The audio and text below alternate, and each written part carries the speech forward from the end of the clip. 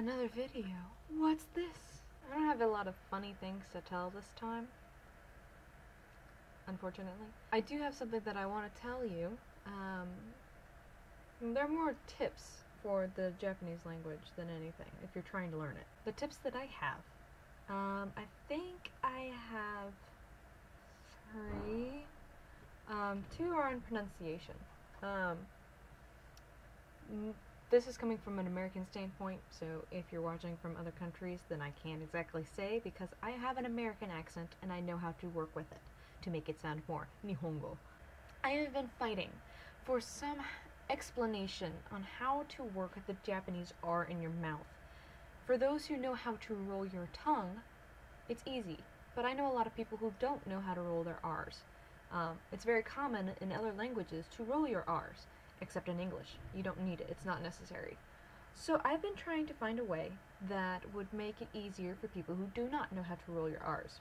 For the people who do know how to roll your R's, it's very simple. All you have to do is just roll it once. There you go. Just one. There's an R. For those who don't know how to roll your R's, it's not a 100% proof method of how to actually move your mouth into the position, LOL, of a proper pronunciation of the R. But as an American who has developed the correct, I guess, placement of the tongue, and trying to explain it like it just barely hits the roof of your mouth, and it's like a light breezy muscle thing that you got going on with your tongue. It doesn't work. So the method that I have developed on how to train your mouth, that's what she said, is very simple. It's like 3 steps.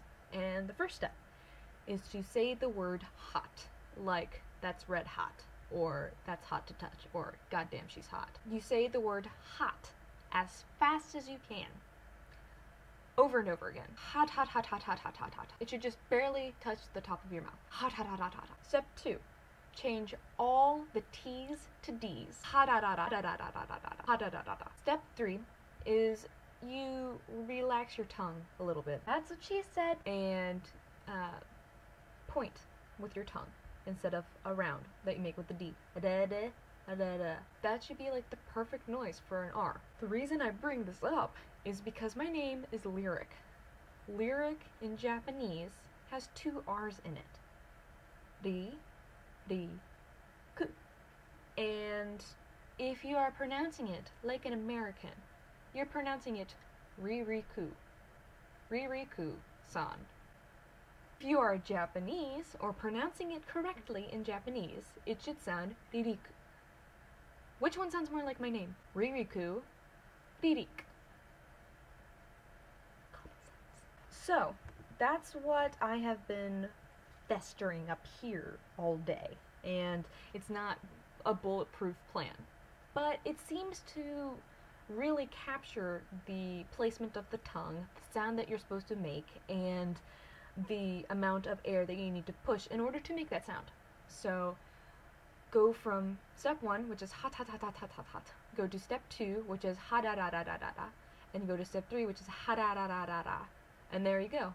There's a perfect noise. The second factor I would like to tell you about, including the Japanese language, is how to pronounce your vowels and all other sounds. And that is that you do not curl your vowels. As an American, that's apparently difficult to do.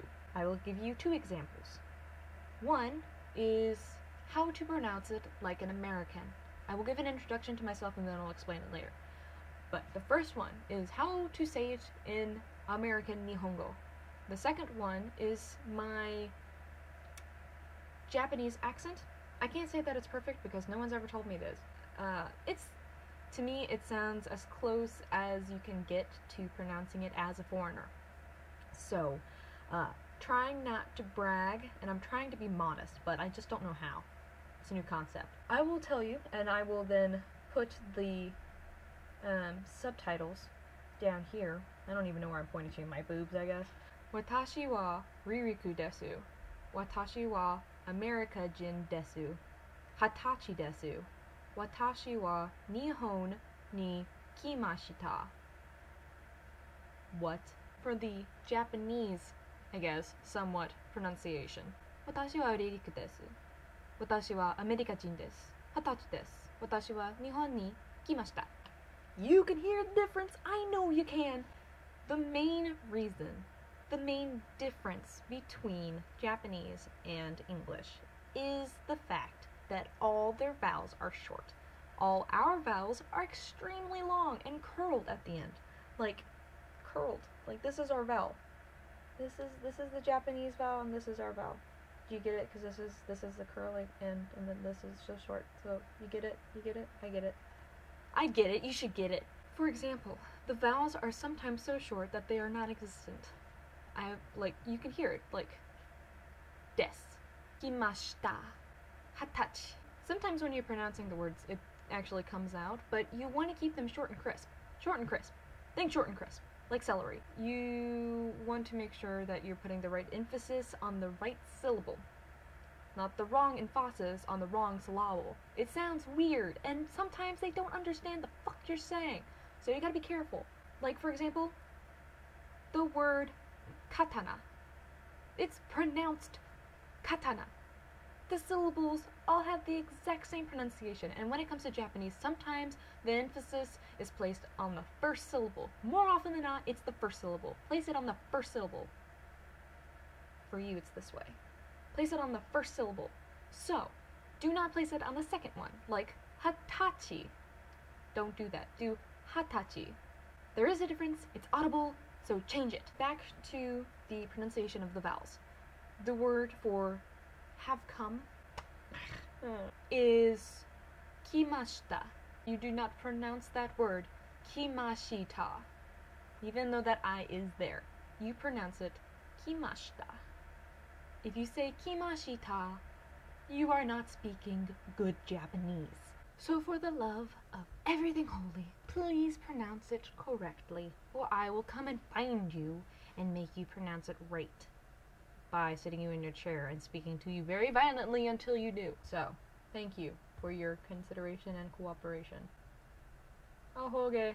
I think I'm only going to talk about two things today. The second one is that if you're an American or foreigner in general, and you do not know how to use chopsticks, I highly suggest you learn, because if you are coming to Japan and you are going to, say, Kyoto, and you are going to a small shopping district that is not very well heard of by Americans, chances are they ain't got shit to eat with aside from chopsticks. If you absolutely need silverware and you just cannot wrap your mind around using chopsticks, then I suggest you take silverware with you absolutely everywhere, because otherwise you will be slurping your noodles, and that's not exactly a very common thing here. It does happen every now and then, but it's mostly because the noodles are hot. You don't want to be seen slurping up some beef, do ya? If you know what I mean. So that's all I really have for you today. Tune in next time for the great adventures of Lyric Go-Go. If you like the video, if you have a comment, or if you like me, please subscribe and comment below. Please send me your questions or comments if you have any interest in Japanese culture that you would like to know about. I'm only going to be in the Osaka area and the Kyoto area. If I get sent back to Japan, then Tokyo and Okinawa all the way. I'm going to be mostly in Osaka for the rest of my time here. So, if you have any questions about that area, I will be glad to answer them. So please send them to me, and I will get back to you as soon as possible. This has been Lyric Go-Go, signing off.